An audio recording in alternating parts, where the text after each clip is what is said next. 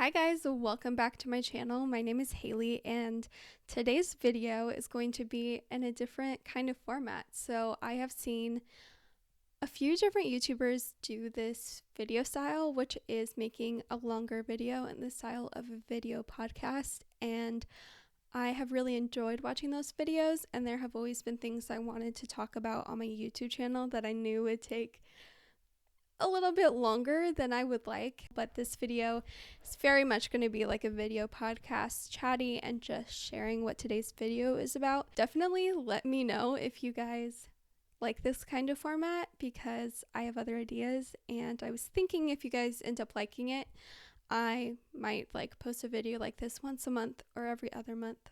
But today's video is going to be all about what my life was like growing up with chronic illness. And I have had a chronic illness since I was born, and I was diagnosed at 5, and it's definitely affected me substantially throughout my whole life. And I thought it would be an interesting perspective to share of how my childhood was like and how it was like as a teenager, maybe a little bit of adulthood if we have time.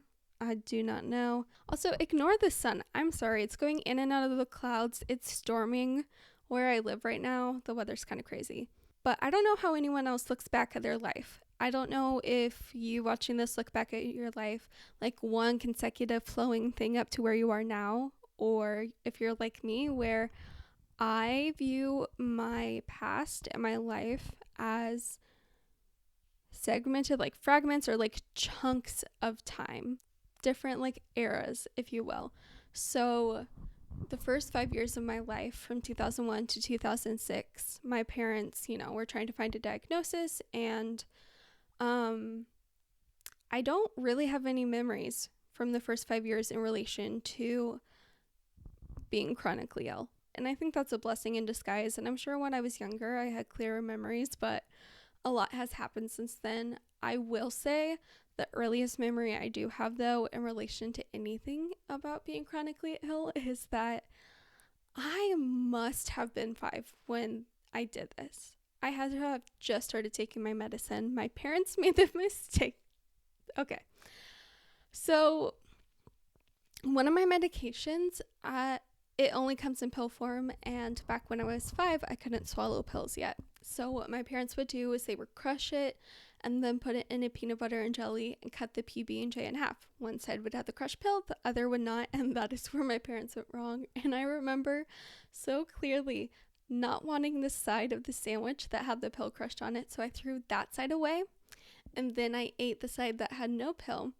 And I remember telling my parents, I'm full, and they believed me. And shortly after I learned my lesson, I don't remember exactly what happened, but if I had to guess, I definitely felt at the very least symptomatic, because if I miss a dose, I very much feel symptoms of my cyclic vomiting syndrome. But yeah, that's the earliest memory I have. And I learned my lesson after that. But besides that, when I was really little, I don't really have many memories. And I will say, though, something I am really thankful for is that I never had a moment in my life where my parents sat me down and were like, Haley, you have mitochondrial disease and cyclic vomiting syndrome. Like, I very much always knew it was a part of an everyday conversation, and my parents never made it like a big thing, but they also made sure that I knew I had it. And I remember when I was little not fully understanding what it meant, but I would go up to people and say, hi, I'm Haley. I have mitochondrial disease with cyclic vomiting syndrome. And back when I was little, I thought they were the same, one condition, but now I know they're two separate conditions. And just because you have one doesn't mean you'll have the other. But I definitely give credit to my parents for that, for never making it a taboo thing or something to be ashamed of. And also from the very beginning, when I started taking my medicine, even though I was super little, my parents from day one made sure I knew the name of my meds, my dose, how much I take it, and why I take it. And that's something I'm really grateful for. And to this day, I can forget literally everything else that's important, but somehow my meds just are never forgotten in my brain. A lot of that I think has to do with taking it every day, but a lot of that also has to do with my parents making sure that I knew what I was taking from a young age. And so I definitely am really appreciative of that. And after I got diagnosed at 5 in 2006, my medication I started taking had started working, and I didn't have any big health flare-ups until 2012. So I'm really glad I had this chunk of time where I could be a true kid and not worry about my health issues really. And my parents in this time period that I outgrew Mito and I outgrew CVS, and I don't blame them one bit. Yes, I still had symptoms, but they were super minor symptoms. I just couldn't keep up with my peers physically, and I had minor GI issues, but in the grand scheme of things, they weren't symptoms that were warranting doctor's visits or anything like that. And to go from, being in the hospital all the time to not at all for like 6 years, my parents thought I grew out of it. And back then also, a lot of the resources online and information online about mitochondrial disease now was not anywhere reachable back then. And so that when like my doctor is the only person talking about mito and has experience, and we only see him like once a year for a checkup, how were my parents supposed to know I didn't grow out of it? So I am really grateful for those 6 years though, where I didn't have any hospital flare-ups, because I was able to just be a kid. And yes, I still had difficulties. Anytime I would physically overexert myself or use my legs a lot, my legs would become so painful. I don't even know how to describe it. It's like the bones themselves were hurting. So painful. And I remember also like playing sports or running with my friends and struggling to keep up and being out of breath and having my legs hurt. But that being said, like my symptoms during this time period were very minor, and I was able to still play with my brothers and my friends and experience things. And I'm really glad my health did not take away those 6 years of my childhood where I could just be a true kid and not have to be in medical situations. So that was that chunk of time, and I was never ashamed of mito or being chronically ill. It was very much a back burner thing in these 6 years, and it's not really something that was brought up all the time. But yeah, I never felt ashamed of it. And in 2012, I started having cyclic vomiting syndrome episodes again. And those continued until about like the first couple of months of 2013 when I started a new med, and that started working and stopped the episodes from happening. But before that point, I was back to being in and out of the hospital, and I had to be in a wheelchair. And that was really hard, and I was super weak, and I had anxiety over when I would have an episode again. And yeah, it was definitely hard, and I was 11, and I was never, like I said, I was never embarrassed of having mito, but I definitely was frustrated and annoyed that I had it, and really annoyed and embarrassed I needed a wheelchair. I will say, me and my mom did something very iconic, and this is like the most peak 2012 11-year-old thing to do. But oh my gosh, so my first wheelchair was a push wheelchair that someone had given us, and it was this ugly hospital red color. Ugly, hideous. And so me and my mom went to the craft store, and we decorated my wheelchair with duct tape and sequins from the craft store. And if I can find a picture, I will put it on the screen, but it was very iconic. Me and my mom came up with a motto then that just because I'm in a wheelchair doesn't mean it has to be ugly. And honestly, like, that put a smile on my face, and that helped me feel a little bit better about being in a wheelchair. But I will say, like, the thing I struggled the most within this period was physically not being able to run around and be with my friends. And I remember as a kid back when I was 11 and I was having episodes feeling lonely, but I don't know. It's definitely a different world to be in when you're an 11-year-old experiencing this and your friends aren't. And then you're just 11. You're immature, naive.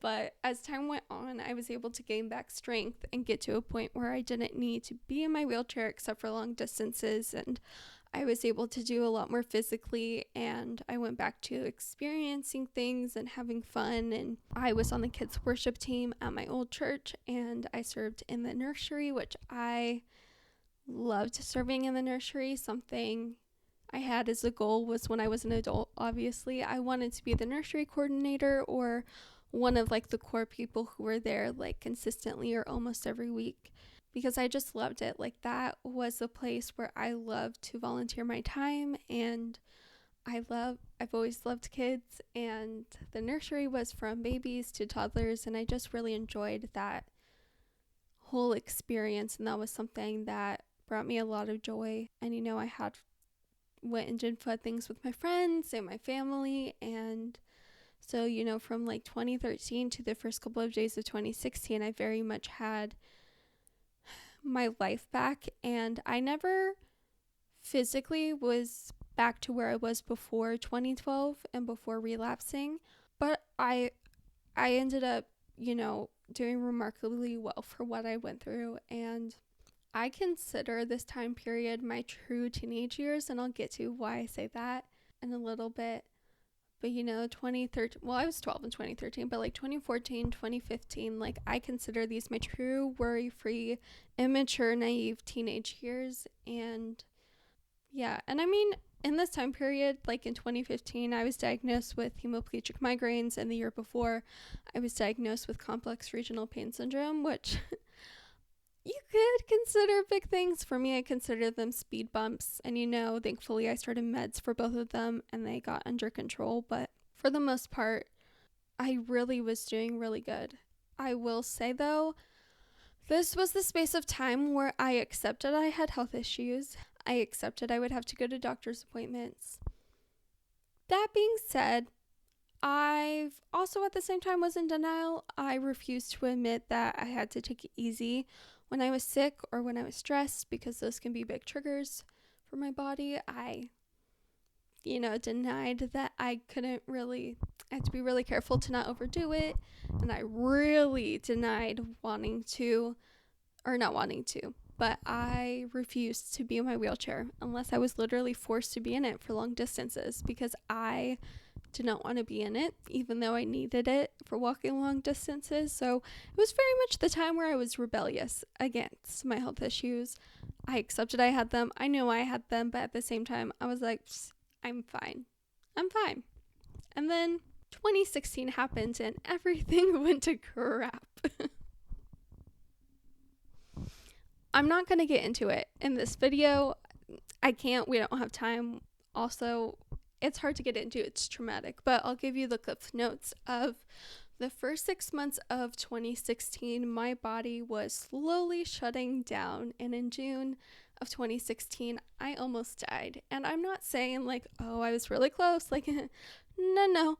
I almost died. I was hours away from dying. My own doctor told me that. And so, yeah. Very traumatic. And I went from, being volunteering at the nursery and church, being out and about with my friends throughout the week, and going to our homeschool co-op every week, and just experiencing things in life and being busy, to being completely bedridden and socially isolated, not of my own choosing, and starting to get weaker and have more health issues pop up as time went on. And to go into that was jarring. Hi, hello. I was editing this and the lighting was not getting any better and it was driving me crazy. So I am actually going to be redoing the latter half of this video right now. So I last left off a second ago, I believe, talking about after going through what I went through in 2016, how I no longer felt 15 and I no longer felt my age. And I felt ageless. And if you had given me an age, that wouldn't have accurately described me. And socially, it was really, really hard. I didn't know in general how to be a teenager anymore. I didn't know what it meant to be a kid.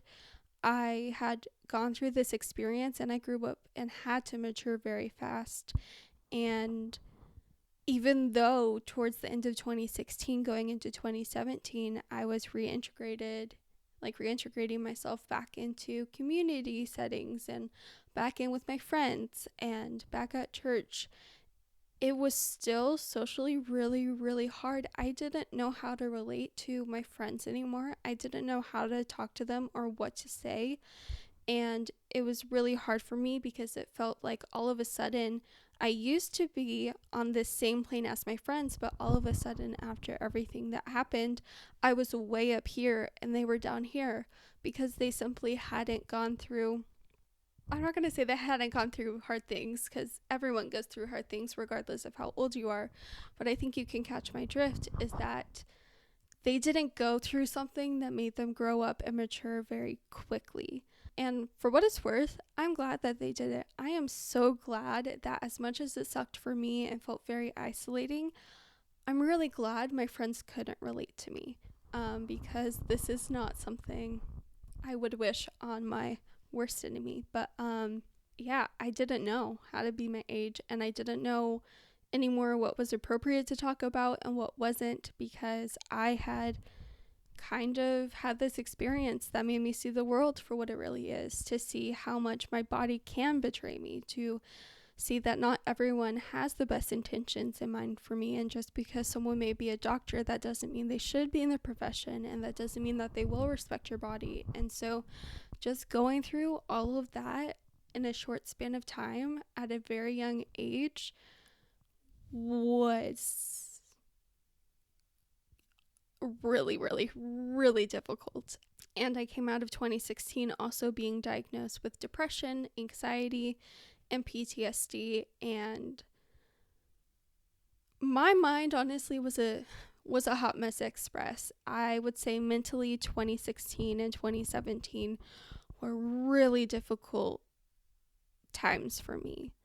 It was just, my life had just changed so quickly. And yes, I had always had a chronic illness, have always had to worry about some health issues at certain points in my life, but nothing like this. And now there was a lot less physically I could do. I couldn't help out in the nursery at church anymore because physically and energy wise I couldn't do it. And also with my health, I can't be around anyone who is sick, because something that's a small cold can be just enough to trigger my body into going insane. So that was really hard to come to grips with, and just mourning over the life I had, the life I will never have, the person I was, and the person I will never be.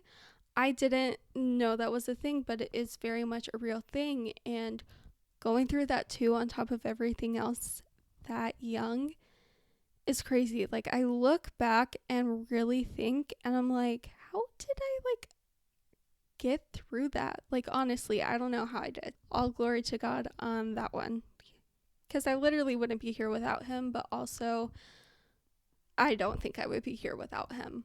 But yeah, it's definitely an experience as a teenager to go through all of that.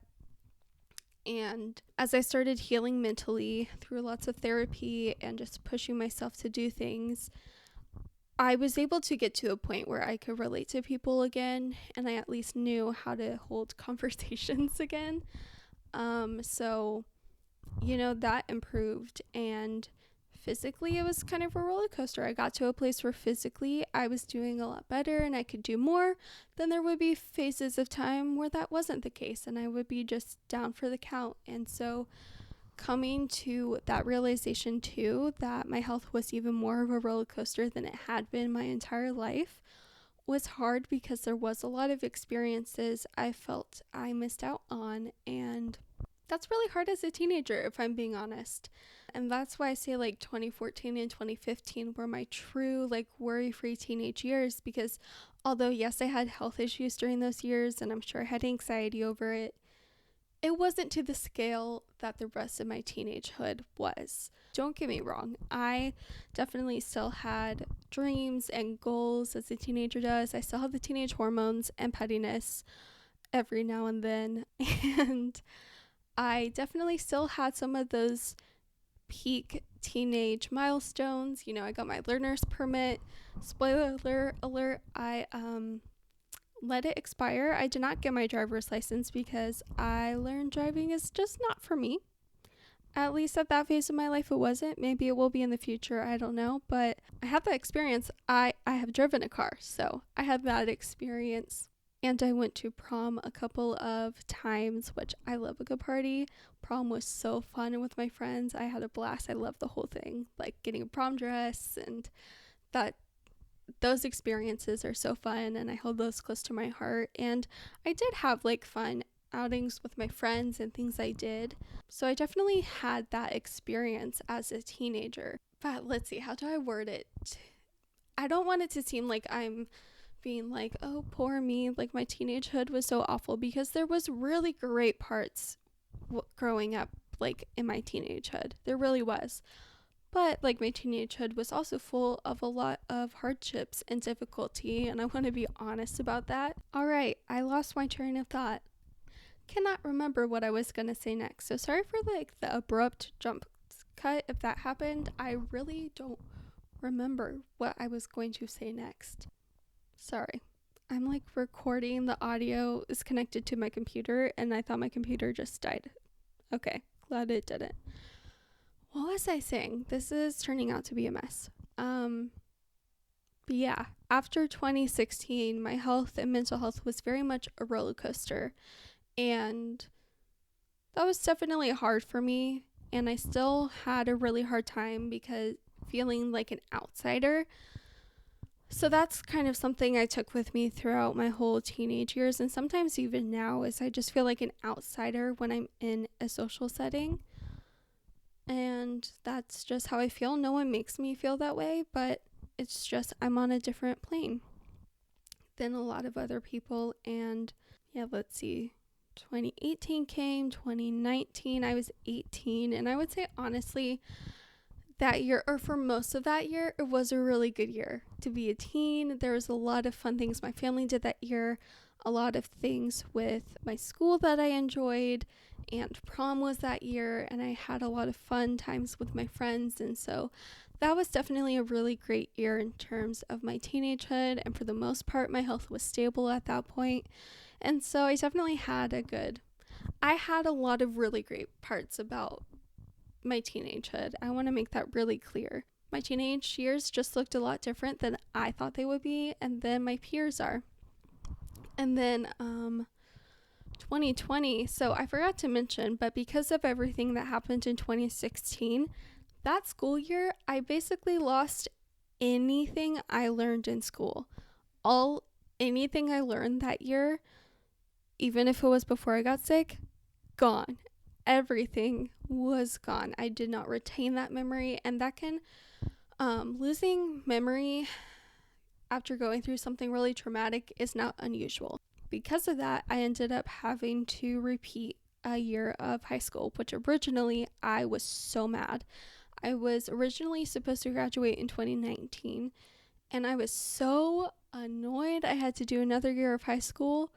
But looking back, and now, I am so glad I did, because that was an extra year of structure and predictability, which for me, both of those things are really huge. I have a really hard time when there's not structure and when there's not predictability. And I had another year with my friends. The way my homeschool group was, and just happened to be my class specifically, is that I was a year older and a grade above all of my other friends. So that's how I was able to spend an extra year with them. But that was something that I am really grateful for.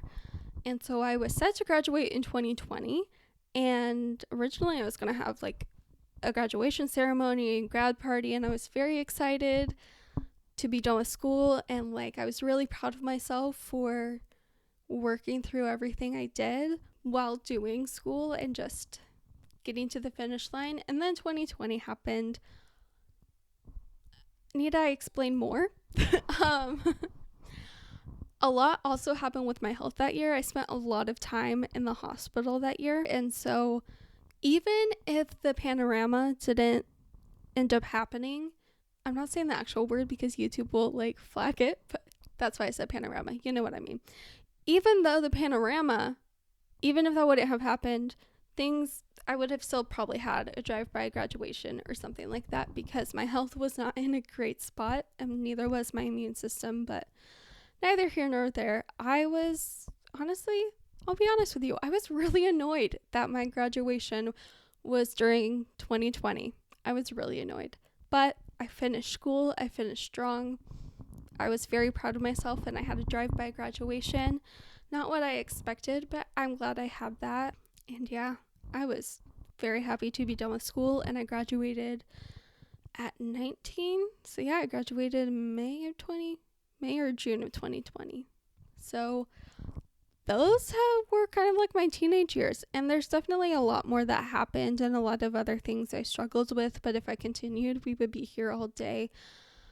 But to kind of sum up my teenage years, very rocky and tumultuous and hard and filled with a lot of really difficult feelings and crazy. It's weird.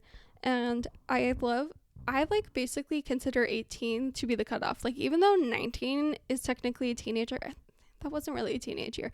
By the time I turned 19, I was over it and I was like, can I be done now being a teen? But yeah, I'm going to be 22 and that's weird. I'm not really going to talk about my adulthood because there's not too much to talk about right now because I'm kind of still at the start of my adult early 20s journey. I don't know why I said it like that, but you know, through everything in my life that I've gone through and throughout my childhood and my teenage years, what I've really learned is overall is what my priorities are in my life, which is my relationship with God, my family, and my friends, and everything else can come second. I also know what I want out of life. I know what I want my future to be somewhat. And I know to live every day to the fullest whenever possible, to find joy in the small moments. And if there's something I want to do and I can do it physically and financially and mentally, I'm going to go ahead and do it. So that's my encouragement to you, that whether you have a chronic illness or not, we all have really hard struggles throughout our life, and a lot of us have gone through trauma of some kind or another. And my tip for you, even though this isn't like an advice video or anything, is to find joy in the small moments and whenever you can. And if you have an opportunity to do something you really want to do, go ahead and do it. So that's kind of my experience growing up with a chronic illness. There's definitely more to my story and a lot of other things that happened, but this is kind of the cliff notes. If you have any questions, definitely let me know, and let me know if you enjoyed this video format, and I will see you in my next video. Bye guys!